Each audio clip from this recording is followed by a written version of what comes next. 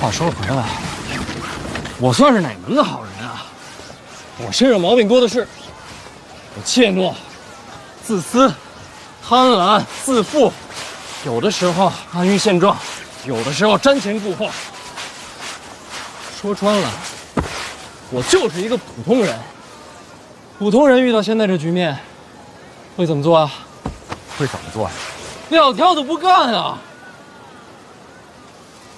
提丝也没了，线索也断了，我拿什么查下去？我凭什么查下去？与我何干呢？人啊，就是得学会独善其身。大人，您可千万别这么说，您的言行主张已经改变了很多人呐。谁呀？起码有我，王启年。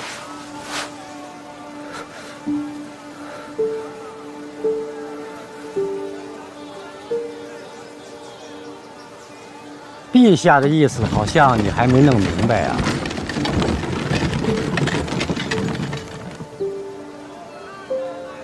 我明白，撤我提丝腰牌，赐婚李承泽叶家。谁不知道叶家有大宗师坐镇啊？这门婚事一成啊，李承泽将来就是前途不可限量。陛下呀，就是保护他呗。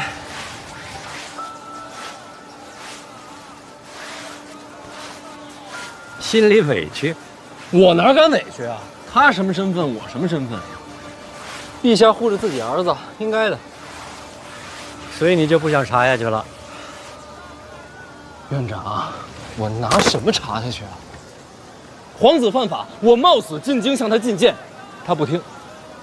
好，我听他的，我活着回来，重新向他进谏一次，他还是顾左右而言他。我说什么有用吗？这世上我能相信谁啊？我能相信他吗？我能相信你吗？你信不信我没关系。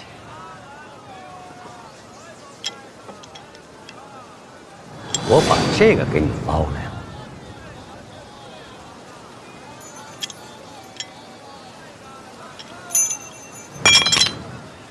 陛下把它扔到水里，说过要撤你的提丝吗？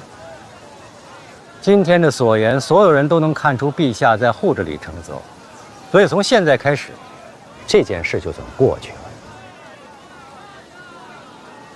化名为暗，这是要我潜在波涛之下寻找暗流。怪不得要扔在水里。想得过多，想得过多。意思是这个意思。可是史家镇没了。如果你要不冷静的话，还有许多史家镇会没有。现在最重要的是，你真正了解你的对手吗？你是不是想到了你今后怎么做？我的对手是李承泽和所有像他这样的人。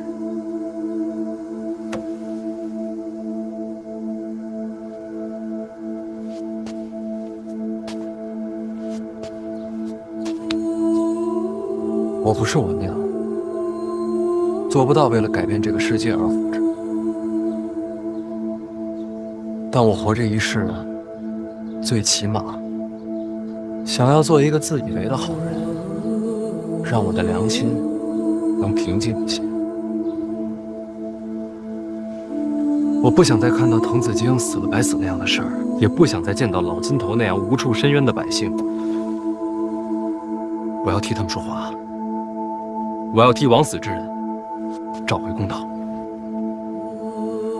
所以你就要冷静下来，收敛锋芒，从头再来。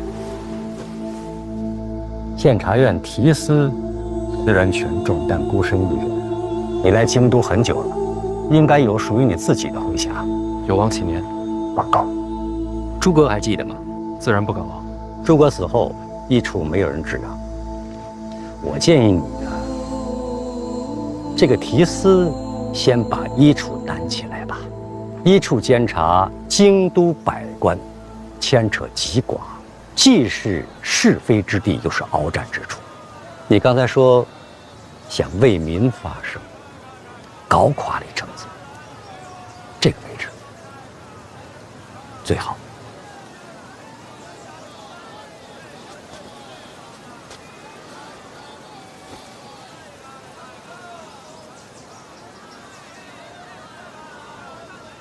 陈院长，我这次北齐之行，听说了不少事儿。好啊，见世面。是不是我这一生都在你们掌控之中啊？如果我说我在帮你，你信吗？我敢信吗？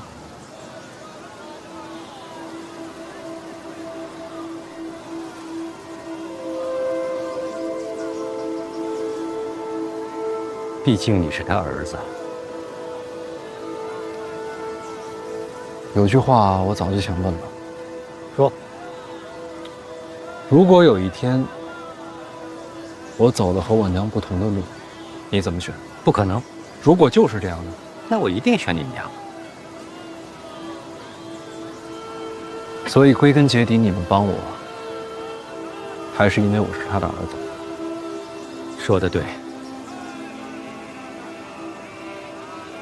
那你们要失望了，我跟我娘不是一样的人。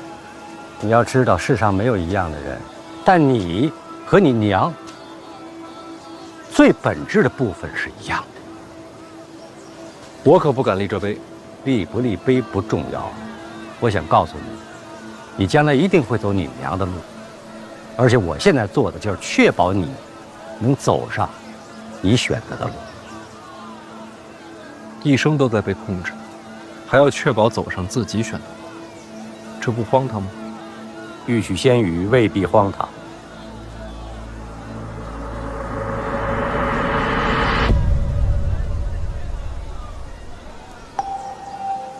你是早就想好了？我曾经说过，你想做什么，我都会在。虽然我骗过你，但这句话是真的。那你现在还有什么瞒着我？当然有，但要保密。我还能信你吗？可以呀，但不能全信，人心难测。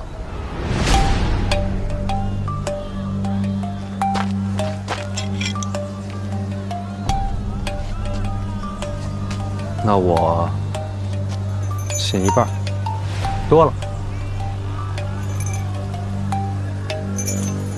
这还是原来那块吗？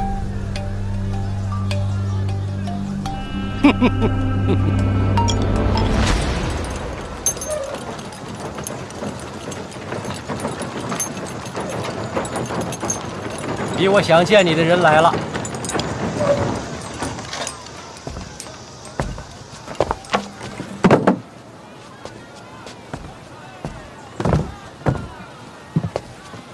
抱月楼的事别留后患。我知道。您怎么来了？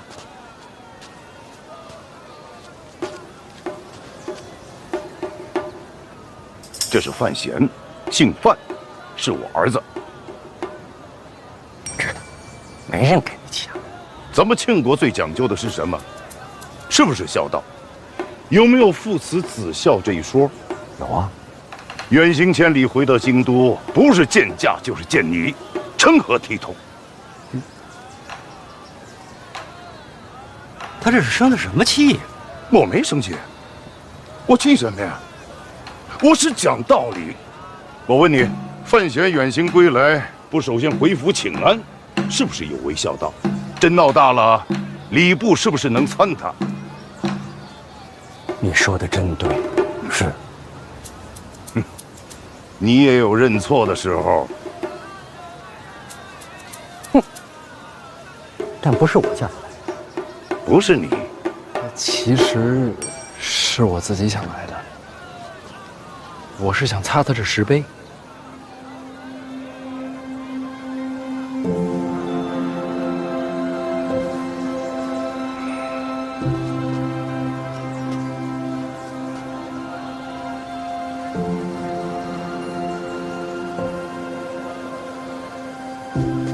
回家，你跟我一辆。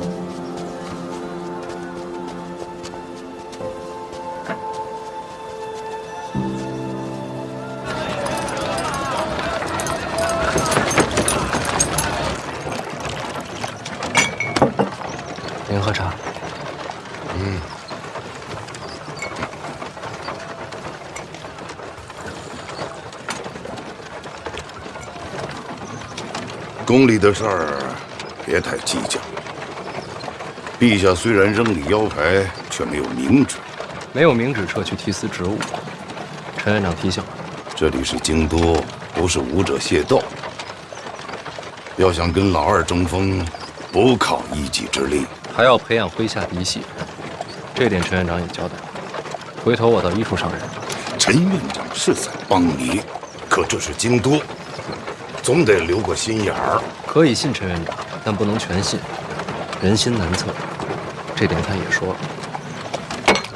他倒是言无不尽呐。不过有一条我不太同意。哪条？人心难测，对别人是不可以全信，但对家人却不理如此。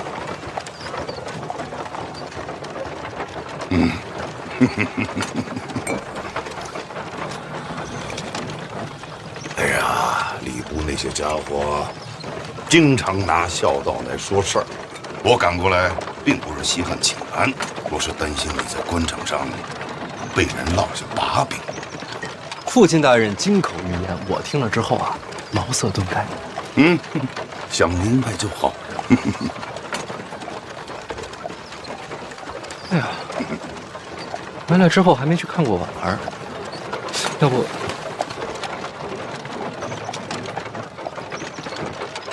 要不我还是先回家待2天，过几天我再去看她。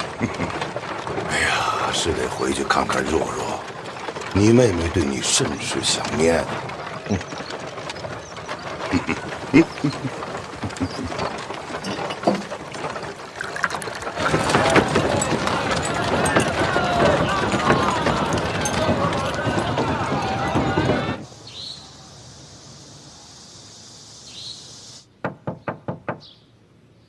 若若，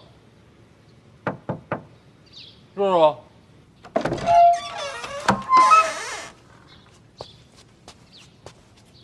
若若，若若，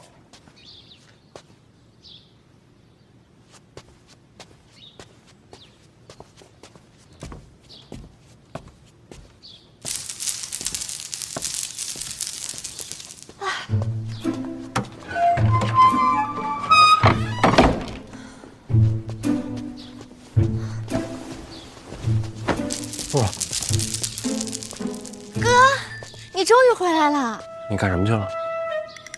我浪迹天涯去了。浪迹天涯？去了多久？大概1炷香时间吧。你这浪迹天涯的还挺快。其实也不光是浪迹天涯，我主要是逃婚去了。陛下赐婚的事我听说了，我不乐意，所以收拾收拾就跑了。那怎么又回来了？走得太着急，走到一半冷静下来，想明白一件事儿。哥，你说这世上我最信谁？谁？当然是你呀。所以我想着是走还是留，我得先问问你。那我要是说让你留下呢？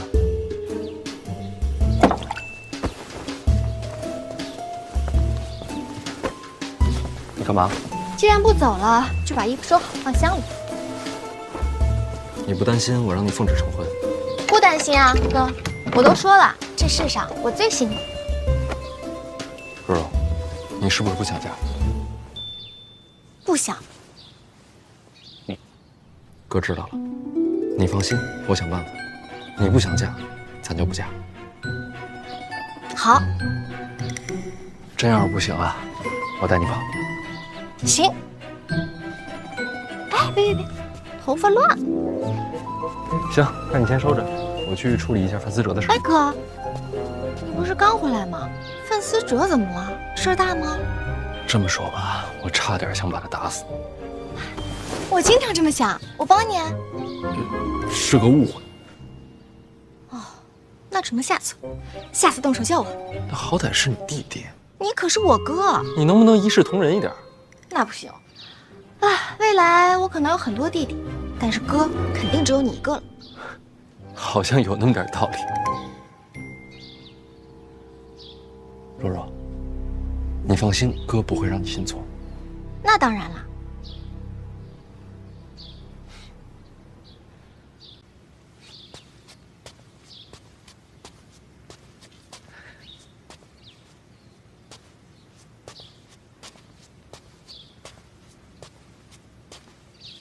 你说范闲回来了？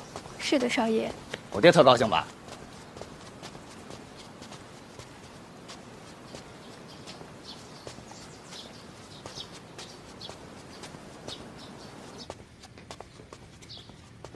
爹，人叫我。哎，哥，你可回来了。这还什么都没问呢，就先跪了。这气氛我熟。抱月楼的事儿你知道吗？知道。谁是东家？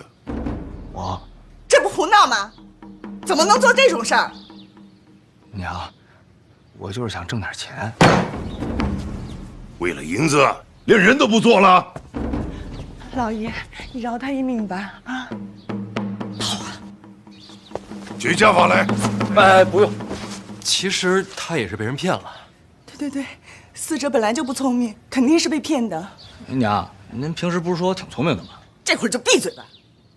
不论是否被骗，既然犯了错，就要受罚。这顿打，他逃不了。其实我已经打过了。对，范闲他已经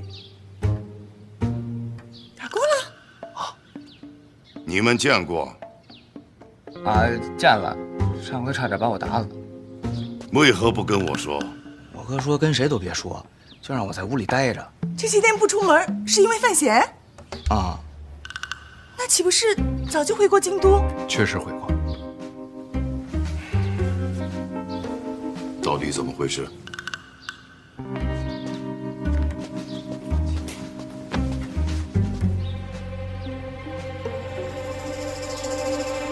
爹，这事说来话长，别让他一直跪着。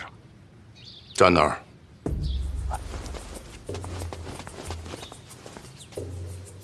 说到底啊，这件事儿还是老二给我挖的坑。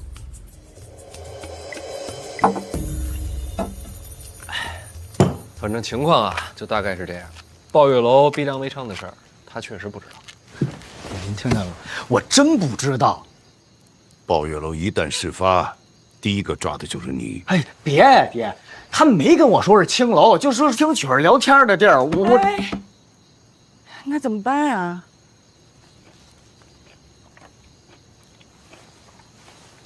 其实这事儿啊，只要我妥协服软，就能过去。那不可能。你娘这么相信我？什么时候见你服过软呀？思哲这事儿你有安排了？短时间之内，抱月楼要想跟他撇清关系，不太现实。现在要想保他，就只能离开京都。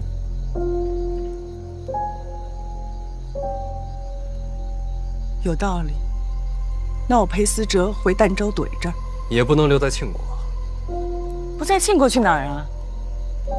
要北上，去北齐。还远了吧？也好，那我就陪思哲北上。姨娘不能陪，她得自己去。为什么？是啊，这是暗中远行，不是游山玩水。你好歹也是国公之女，你陪着谁不认识？那也不能让思哲一个人去北齐呀，他都没离开过京都。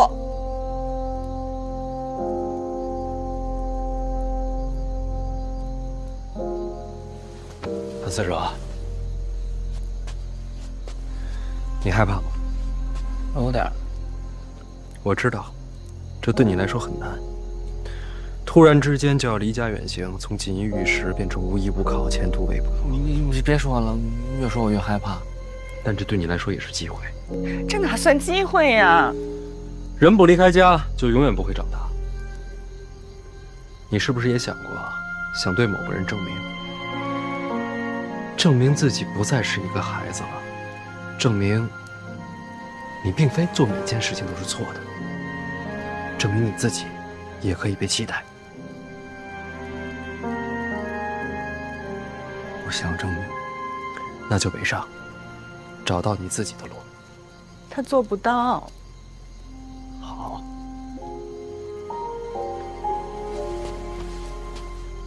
大声一点。好，我听不见，我能做到。错误是我犯的，我就承担后果。爷，我愿意去北齐。可你明明在害怕呀。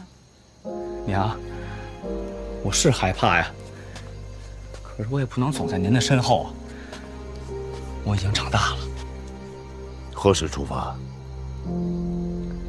今晚。这么快？快点好，娘，我怕再过2天我变卦了。哥，北齐是不是特冷啊？有点冷。好，那我多拿几件厚衣服啊，我怕一会儿来不及了。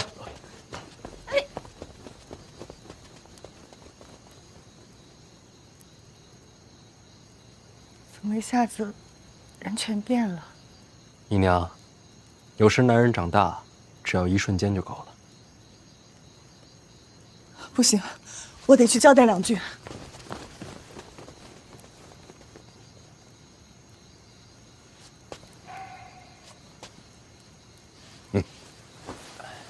还真有些突然。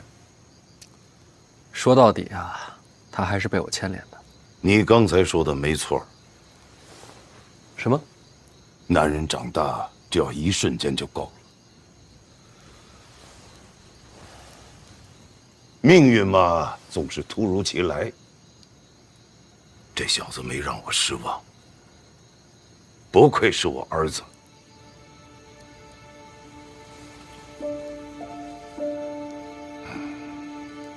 这些话，您倒是当着他面说呀。唉，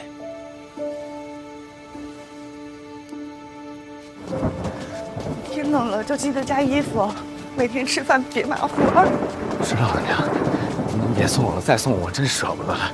行，行了，别哭了，您再哭该出皱纹了。你才出皱纹呢。走了，娘。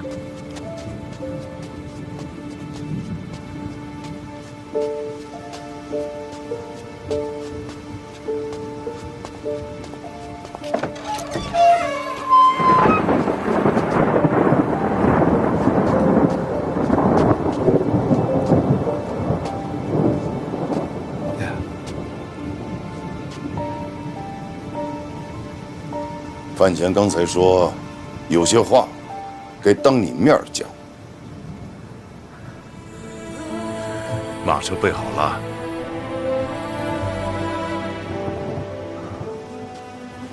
谢谢爹。还有，你没让我失望。范思哲，不愧是我儿子。一路小心，我跟你娘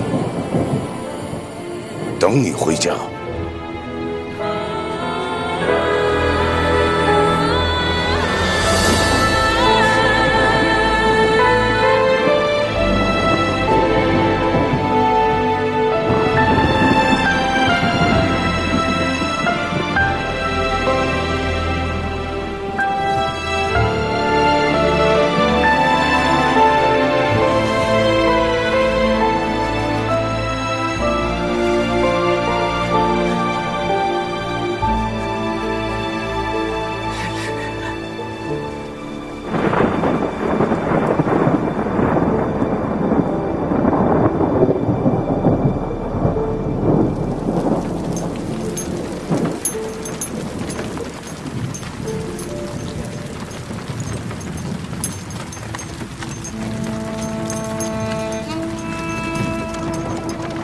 看什么呢？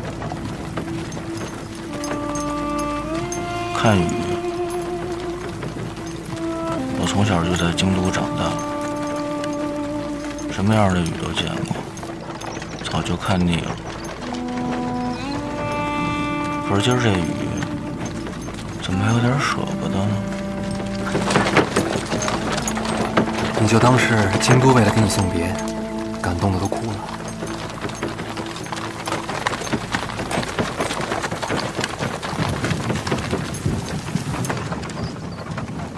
要不你也哭出来？我不哭，我现在是大人了，大人都不哭。大人也会哭，有的时候长大了，想哭的时候更多。哥，那你陪我一块儿哭吧。北上的又不是我哭什么？你就一句好话都不会说。什么？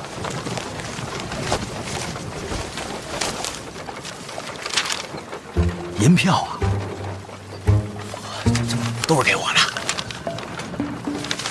这是本钱，等到了北齐啊，你的第一个任务就是赚钱。做什么买卖你自己定，出什么事儿你自己扛着。别忘了，你要跟爹争别，要跟你自己争别。你不用了，这钱得还啊！这是投资，等你赚了钱，我得分红啊！咱们这亲兄弟还算这么明白呢。不要还回来啊！不，你放心，肯定不能让你赔本。你说这个挣钱是第一个任务，那第二个任务是什么呀？你还记得郭宝坤吧？啊，他也在北齐。别了吧？什么别了吧？你都给他打得那么惨了，斩草还要除根啊！他现在给我做事儿呢。他都能给你做事儿了。你到了北齐，第一个先去找郭宝坤啊，然后呢？接下来我跟你说的话，记在心里，别告诉第二个人。那能告诉郭宝坤吗？别告诉第三个人。咱说话得严谨。闭嘴！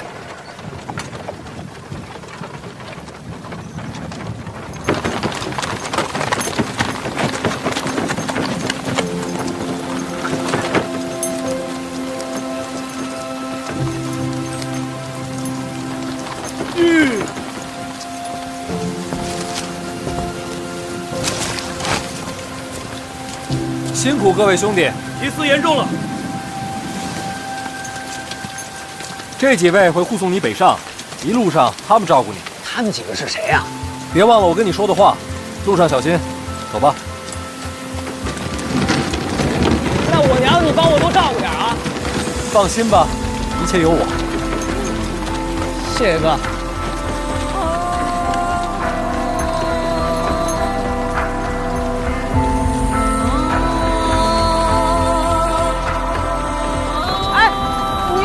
我记着呢啊，放心吧，亏不了。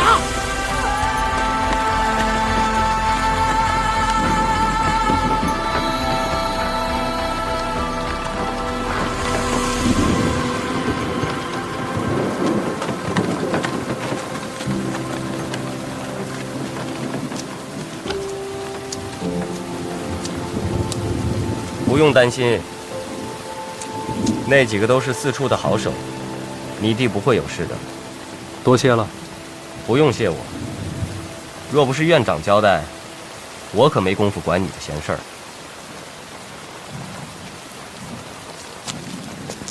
哎，明天我到一处上任，要不要来看一眼？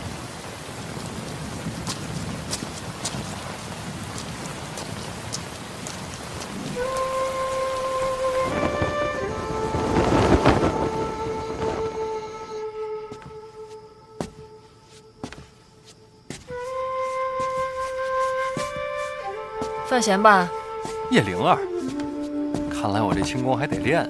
你快来快来，我跟你交代点事儿。你跟我交代什么呀？婉儿呢？别打岔，我记性不好。婉儿料到你会来，提前躲出去了。婉儿躲着我，为什么？她让我跟你说，第一点，婉儿知道你很爱她，她也很爱你。第二点，因为第一点，所以她很担心你刚回来会面对很多危险，她希望你能集中精力，好好应对。第三点，因为以上两点，你最近就别来找她了，她是不会见你的。这话都是婉儿说的？啊，这都是我理解婉儿说的话。哦。她说，你会懂她的。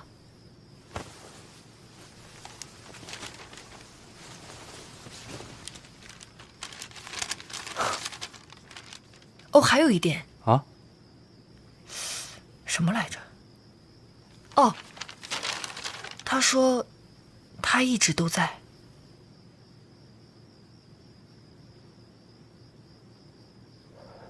我懂。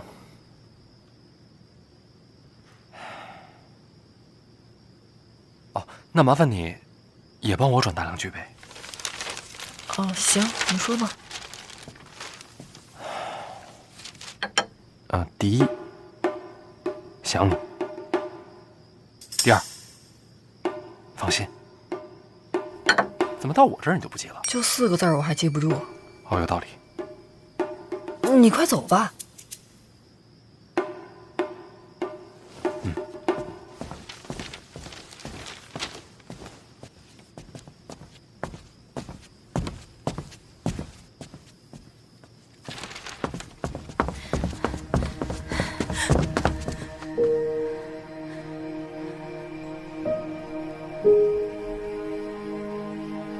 真搞不懂你，想见就见呗，干嘛把自己弄得可怜兮兮的？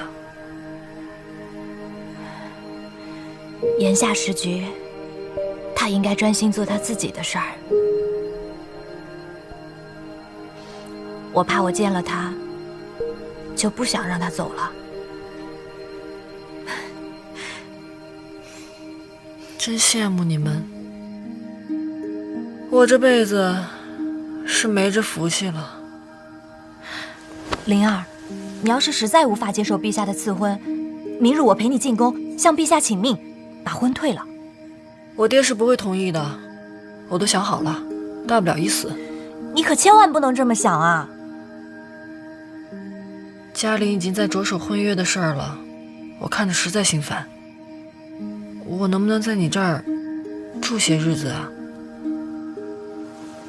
想住多久就住多久。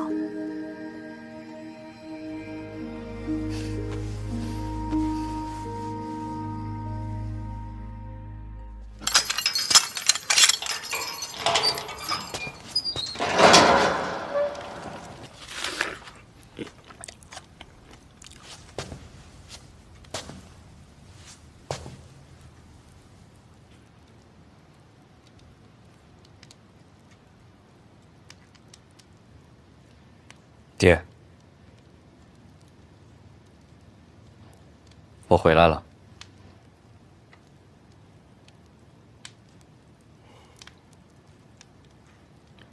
你是关哪间？我没事儿了，是来接您回家的。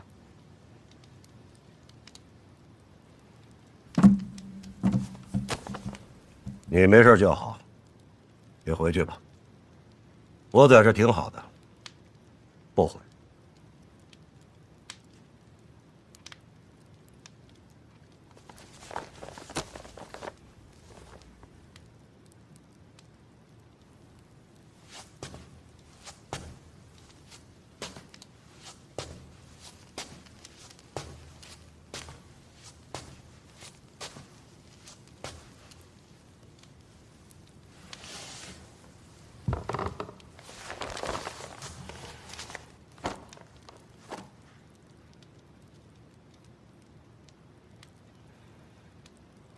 你有没有想过，帮范闲假死是什么后果？范闲进宫了，欺君之罪他一人扛。你还知道欺君之罪啊？这4个字，往往连带着满门覆灭、血流成河。我为什么待在这里面？真的是做个样子吗？我是准备把命给你赔上。我盘算过了，最多我死不牵扯家里。你盘算过了？庆国律法、陛下天威，都是你盘算出来的？若有差池，我一人顶罪。你还觉得自己了不起？命说不要就不要，死了一了百了。我也是不得已而为之。怎么就不得已，让你如此不计后果？此事涉及皇子谋逆，那你就回京再说呀。事关庆国，我不该坐等。这么说，你还是为了庆国？我所行之事，皆是如此。为了庆国，不惜欺君。庆国高于一切。那陛下呢？陛下当然身系天下，但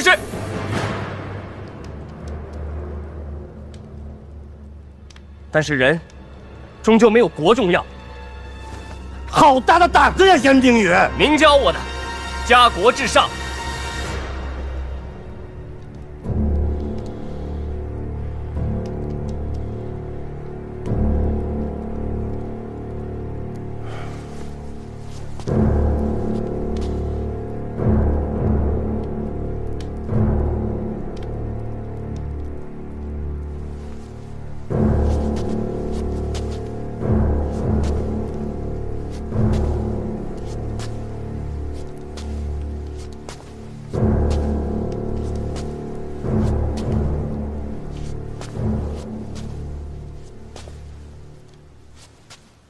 总算你还知道，看有没有人才说这种话。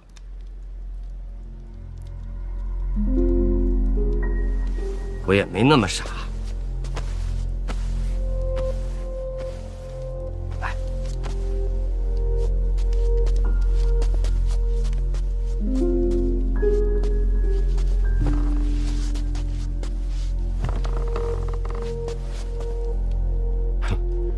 我看来说，你为什么要帮他？我不是帮他，是为庆国。但你也在配合他。是。他这人虽行事荒唐，但也算是有些胆色。这么说，你愿意辅佐他？为什么要辅佐他？监察院未来，或许是他接班。陈院长无可替代。唉，我们老喽。陈院长想退，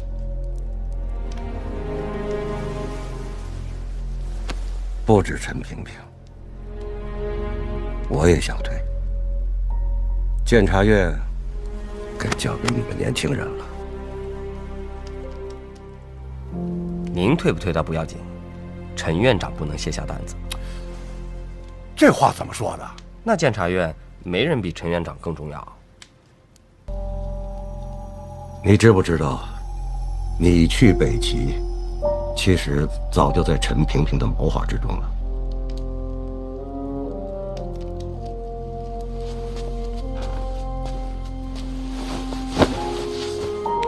为国尽忠，求之不得。他就猜到你会这么回答。他让您这么问我的？他还有一句：是不是他的任何命令你都接受？当然。如果他的命令是让你从此不再听命，只遵守自己内心选择而活呢？什么意思？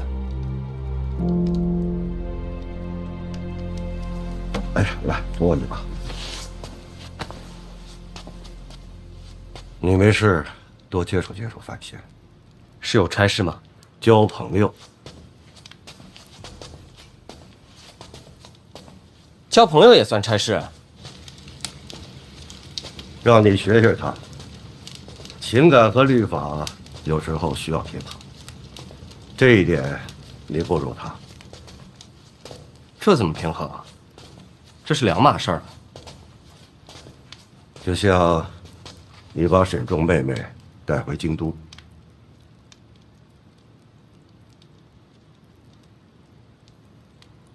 这是我违令行事，甘愿受罚。令不令的再说，对还是错，不谈。你这么做，就是听从内心选择。对和错怎能抛开不谈？不急于一时一刻，先回家。四处的差事，我会慢慢的都交给你。爹啊，累了这么多年了，也该享享福喽。好，为了您，我以后尽量不欺君。要不，我享福之前，先把你逐出袁家。这也是差事吗？哎，慢慢来吧。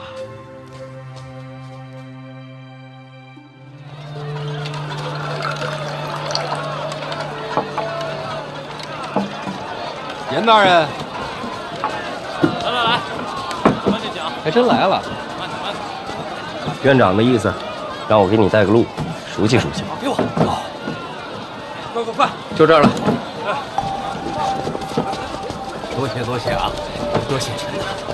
别谢，来，上面手，来好。哟，这么热闹吗？医术嘛，与京都百官都有往来情况。诸葛死后，越发荒唐。来，这个搬进去。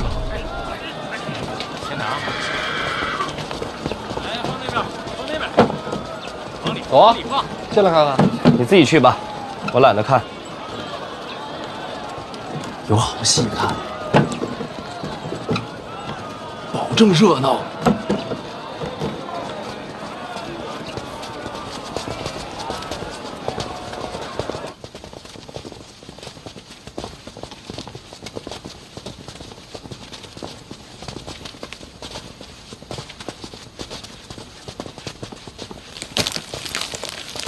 咱就这么进来，也没人问一句。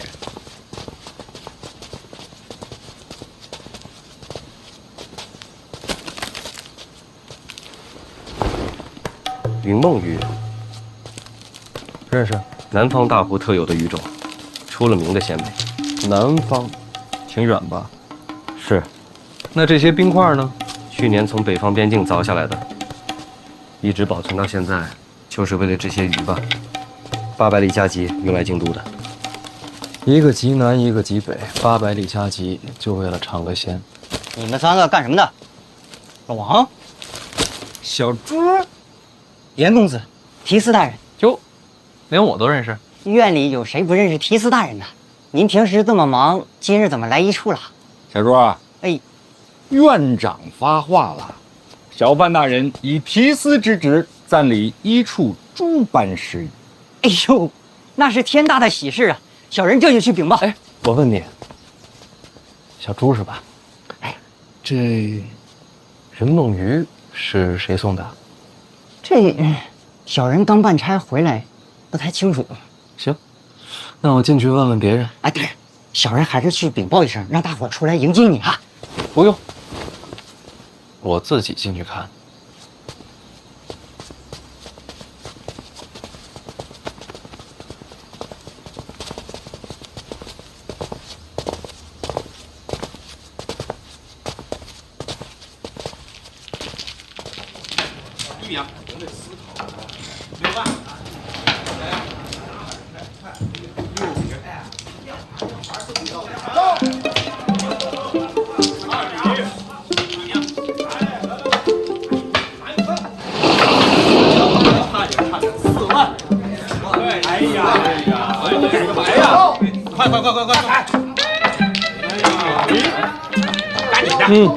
这是要碰了，碰！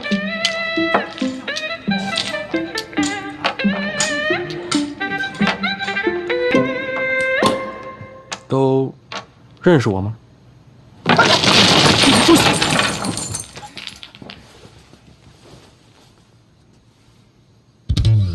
可以啊，挺气派的啊。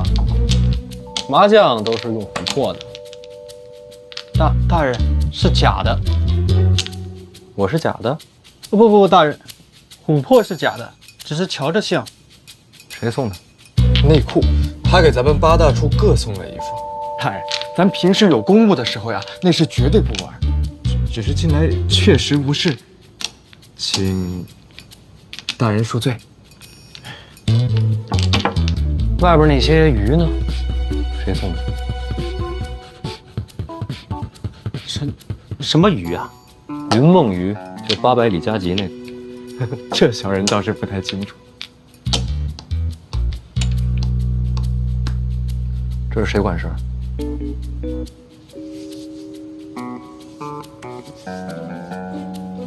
这也不知道？哦，怀大人，几位主管都请了假，一个都没来。也是近来无事。怎会无事？一处每日案卷文书，该审阅归档的可都不少。谁来操办？处理的主簿，这些杂事都交由他办理。这人在哪儿？就在侧院，小子这就去叫。不用，我自己去找他。你们呀，接着玩，玩得开心一点。哦，对了，玩差不多了，趁早把外头那些鱼给放了。放久了，鱼就不新鲜了。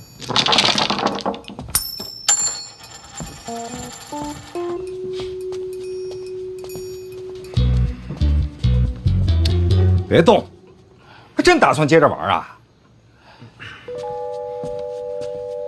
这怎么办呀？这不知道。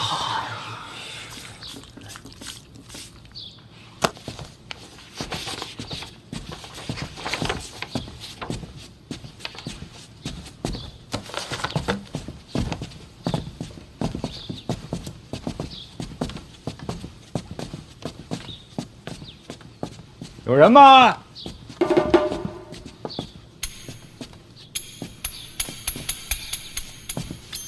齐天兄，老邓。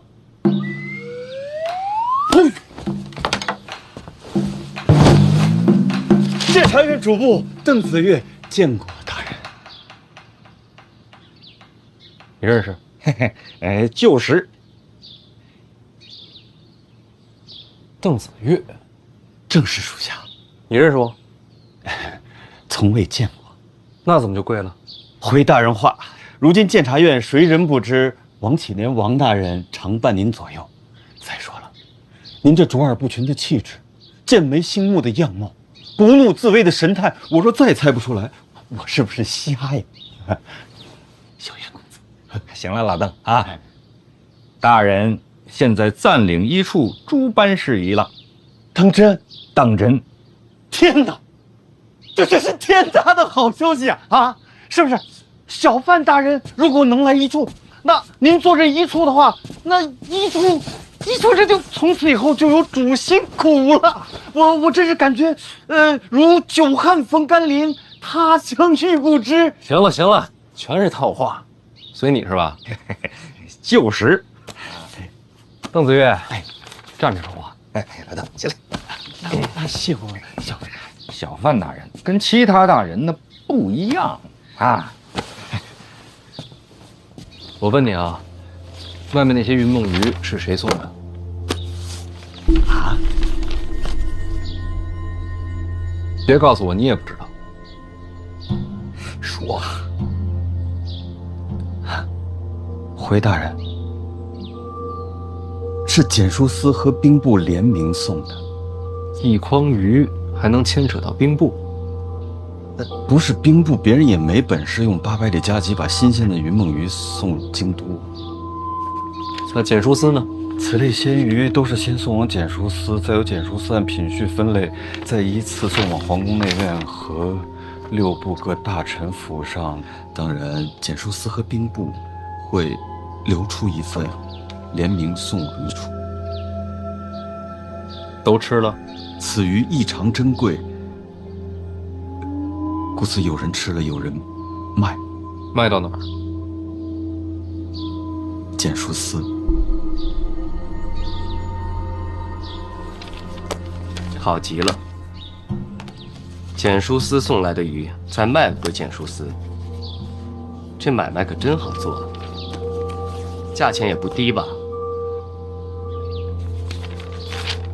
或许是怕浪费呢。那这检书司和兵部干嘛上赶着给咱们送好处啊？你就照实了说。嘿嘿，这屋里边没别人吧？没有啊，那就说。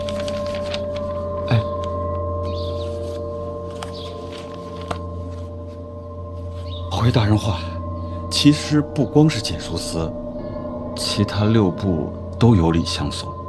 人缘这么好？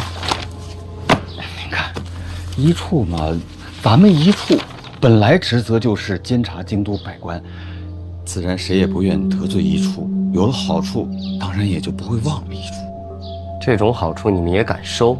不是他监察的收被监察的好处，何其荒唐！九公子，息怒，息怒。要说他们，那不收也不行啊，所以这荒唐也算是合情理吧。怎么叫不收也不行？您看，做官嘛，大家都住在京都这片儿，3位大人也都应该清楚，京都百官之间关系本就错综复杂，有如蛛网密布。大的都不用说了，哪怕是衣食住行、吃穿用度这样的小事情，你也绕不开这关系啊。如若不收这礼的话，那就算不肯同流，往后恐怕办任何事情都是举步维艰呐。邓主簿这为官的道理，倒是想得很清楚。一处案卷繁多，这些最近都是你在负责。一直都是。行，医处这边，你多费心。啊？范大人，我只是个主簿，上面还有好多主管呢。已经没了。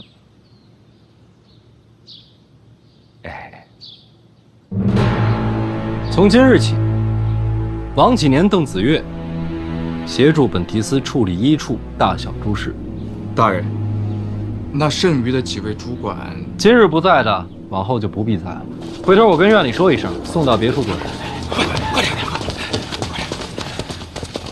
你们给我看好了，我范闲，监察院提司代理医处，我还不是重点。重点是这个严冰云，北齐回来的，心有多狠，手有多黑，可想而知吧。换句话说，那是要脸的人吗？你们看这眼神，杀气腾腾。他站在这儿什么意思呀？就是和我生死与共的意思。这样的狠人，什么事儿做不出来呀？你们懂吗？都懂，我们都懂。我再重复一遍啊，从今日起，医处之前主办全部作废。王启年、邓子越就是我的左膀右臂。在座诸位，我话讲完，谁赞同，谁反对？王主管，邓主管，这客气了啊！那个以后大家互相咱们多帮衬啊！大方点，大家叫你呢。多帮衬，邓某以后一定尽力尽心办差。我再多问一句啊，各位可还记得当初入监察院所发之誓？第一句是什么？一切为了信我。说着说着，就变成了一切为了生活。当初发的誓都忘了。别忘！医处是做什么的？监察院是做什么的？求吏治清明，保百姓安宁。你们当初的初衷都他妈喂了狗了！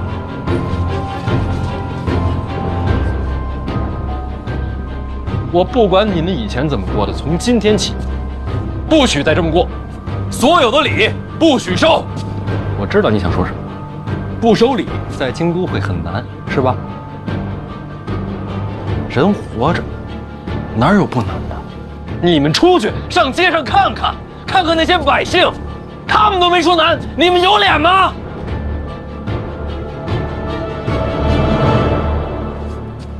不过诸位放心，我这个人呢，其实还是好说话的。各位要小心，做了错事儿，千万别落在小严的手里，那才是真的惨。我管不着你们医处啊，都是监察院，一切为了庆国。行了，话我也说完了，该办差了。邓子越，大人，属下应该办什么差呀？刚门口那鱼我也看了，我觉着不新鲜。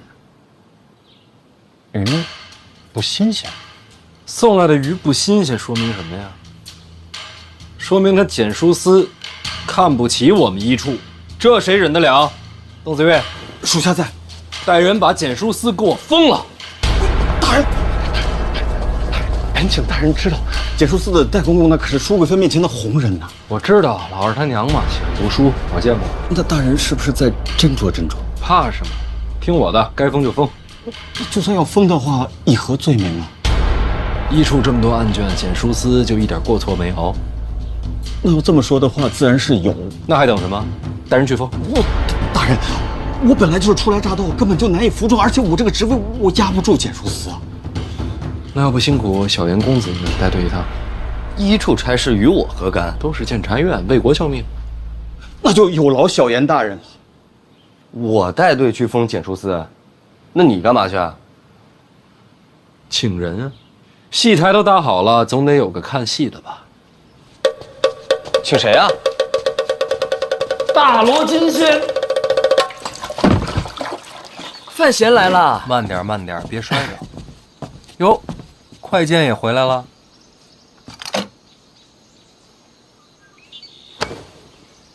我就说这个人太冷漠，没礼貌。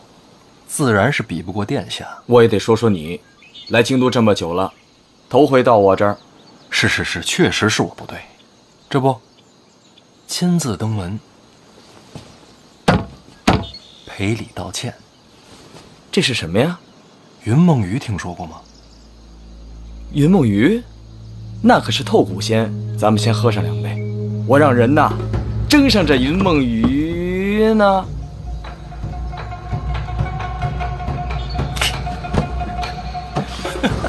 全程炒变了，没鱼。心领了，千里送桶水，礼重情更重，是吗？送你了。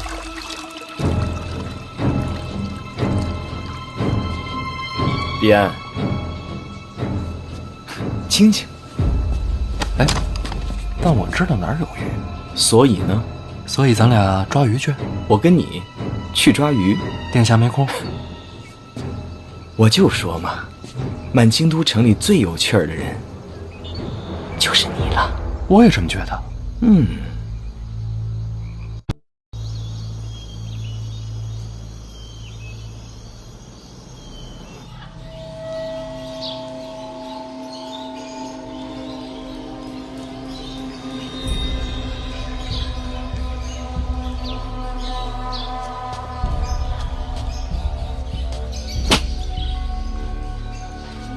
我早就说过，京城里别的衙门可以不管，监察院必须侍奉好喽。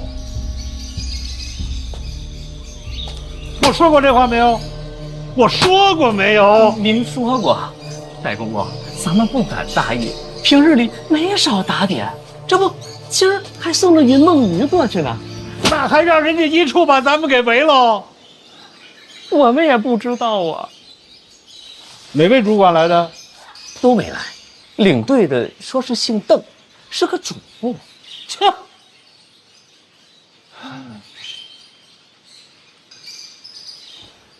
起来吧。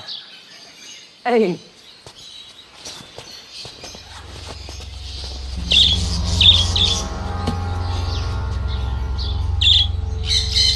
用的什么罪名啊？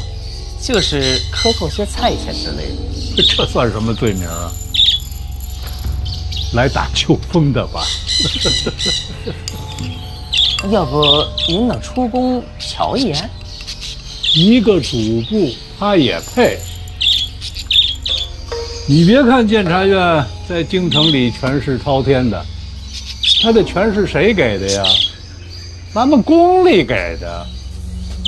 您不去，那边就还封着，这可怎么应对呀？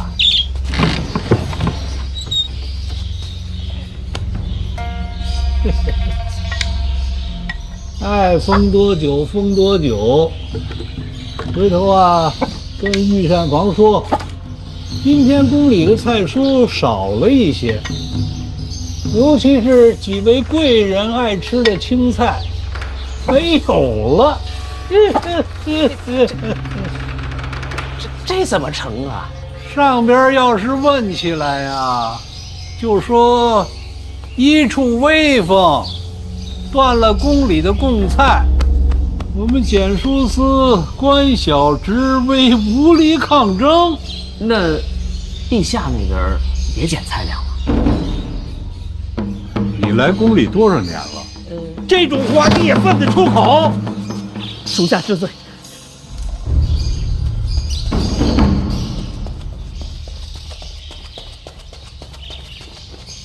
禀戴公公，又什么事儿啊？范闲范大人已经赶去检书司了。你上前说话。范闲范大人已经赶到检书司了。怎么把范闲也惹着了？代公公做事自有分寸，你下去吧。公公应该去。混账！代公公做事由你来管吗？等，我为什么应该去啊？回公公，赶去检书司的除了范闲，还有二殿下。你说谁？二殿下。公公莫急，我多问了几句。二殿下虽然到了，却只是旁观，并未有怒容，应该不是大事。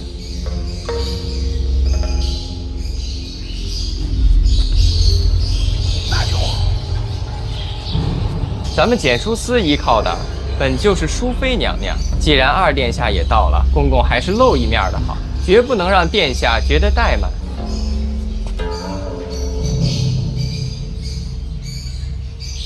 你说的有道理，我得去。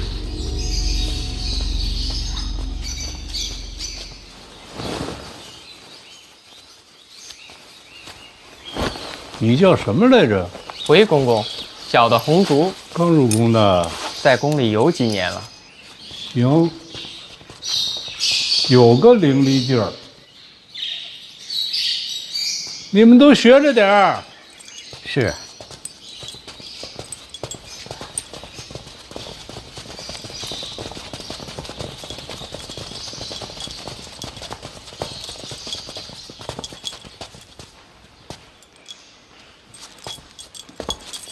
你跟我一起去。回公公，小人就不去了。大胆！代公公的话你敢不听？你一边待着去。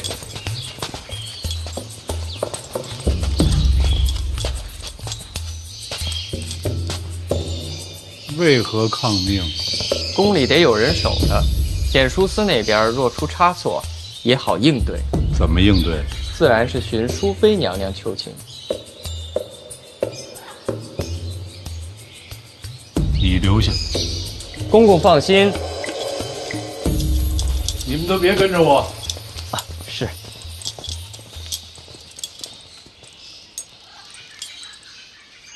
哎，小红公公。我有个事情想让您帮我拿主意。诸位前辈都在，我也不敢拿主意。您尽管说就是。御膳房那边还要减菜量吗？代公公人已经赶过去了，或许就有转机。这时候，咱们这些下面做事的，少一份麻烦，便多一条活路。小红公公说的是，都别乱来，咱就一个字儿，等。对，吃饭。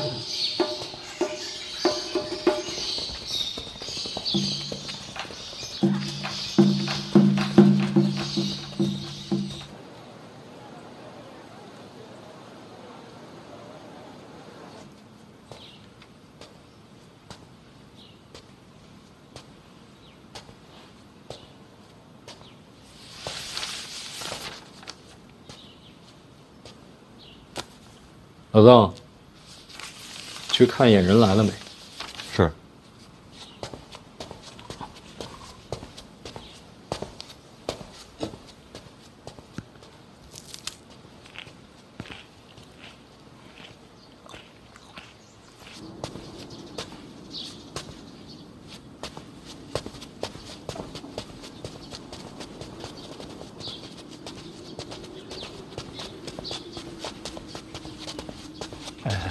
王先生，稍等。咱不敢耽误啊，这里边都等着呢。是，干什么？稍等一下。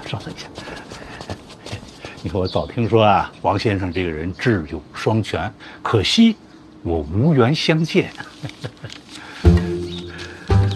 干什么你？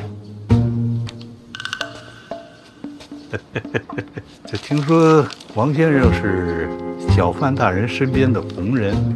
那么小范大人今天这个局面，他想要一个什么结果呢？代公公常年给医术送鱼，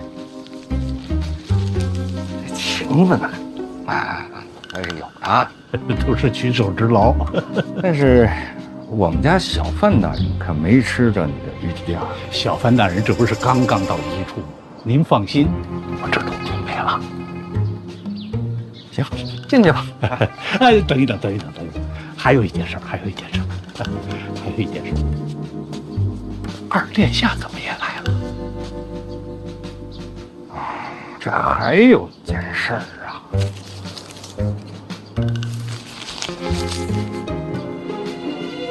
二殿下在，这事儿就好办了，对吧？毕竟咱们都是在京都为官嘛，做什么事情还是得守规矩的。明白。走，小范大人吩咐我出来看看，人来了没有？来了。哎，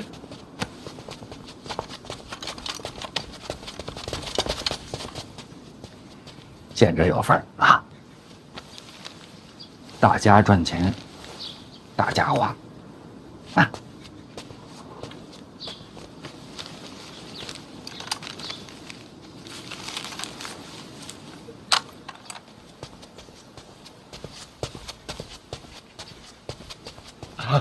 老奴拜见殿下。起来吧。谢殿下。听说你这里有云梦鱼，是，来买2条。殿下开玩笑，回头让人给殿下送府上去。你这办的是官差，可不能不收钱。身为一个皇子，不能假公济私，这道理能明白吧？是，这老奴糊涂了。必安，给银子。不用，我请殿下吃鱼。银子我出。不是这入账。回头我就入账。别回头了，这不有纸有笔吗？现在就记。哎，好。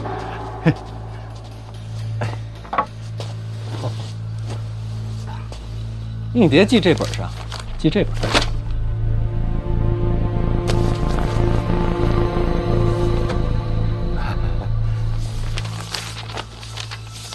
戴公公认不认识老金头啊？谁？老金头，一个卖菜的，欠了不少账。哎呦，这好像是想不起来了。想不起来了。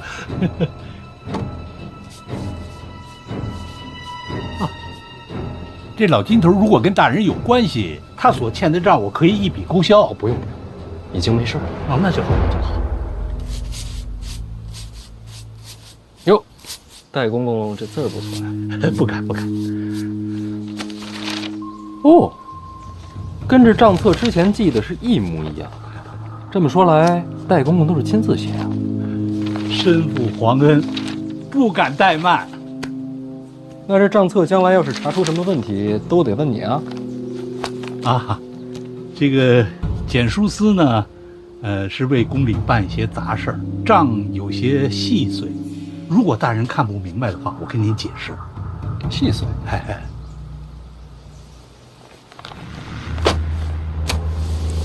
不是细碎，是大局。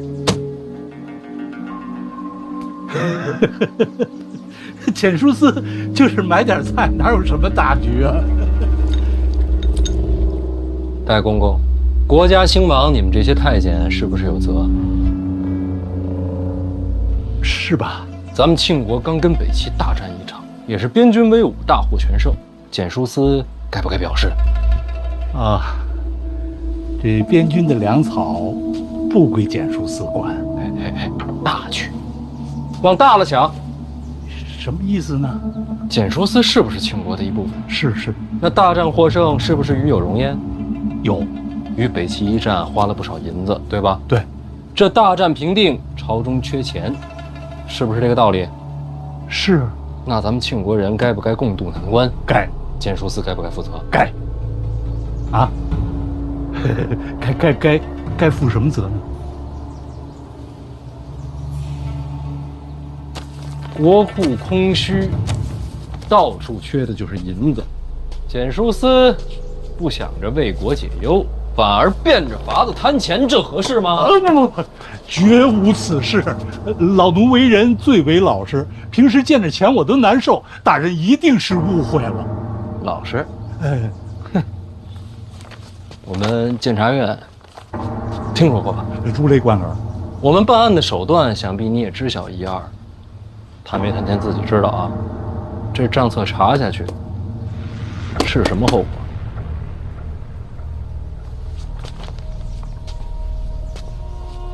都缺钱啊，戴公公。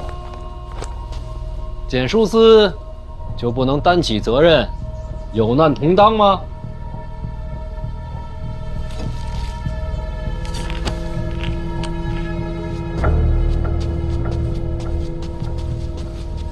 范大人，可不可以到后边说话？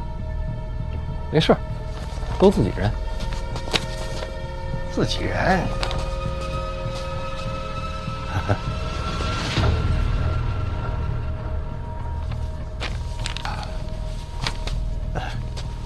关于账目的事儿，这里还有一些补充，如果您不明白，可以回去自己看。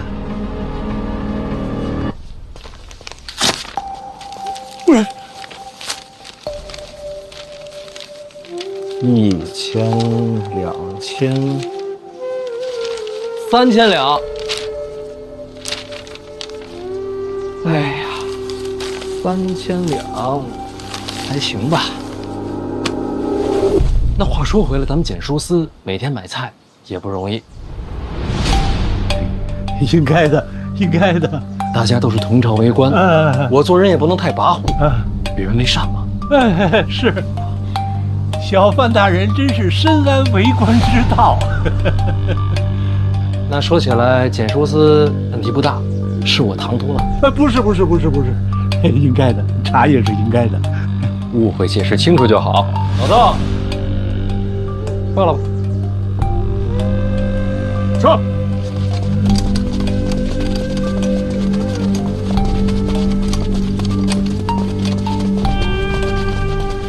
没热闹看了啊，咱各回各家吧。殿下那鱼你可别忘了啊！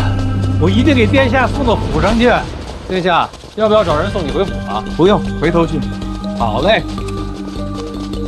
一定得去啊！等你消息。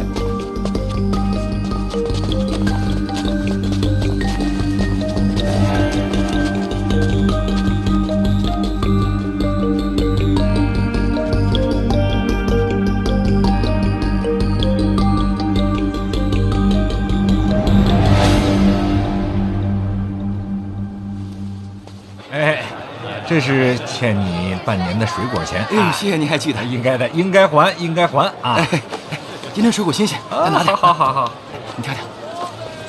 看这个红线啊，你挑。哎，这个红线，哎，就这些吧。你知道自己在做什么吗？受贿啊！这件事儿，我一定会参你。你一个可不够，多找几个一块参我。什么乱七八糟的？哎，这里来一个，不吃。切。这弹劾这件事儿，归哪个部门管？除了监察院，就是督察院啊。督察院。御史言官，怎么样？关系好吗？你到底想干什么？我不是说了吗？多找几个人一块参我。辛苦您啊，把这个消息给我散出去。别人布陷阱，都是对政敌，你的好，给自己挖坑。拜托了，被参倒了没人救你。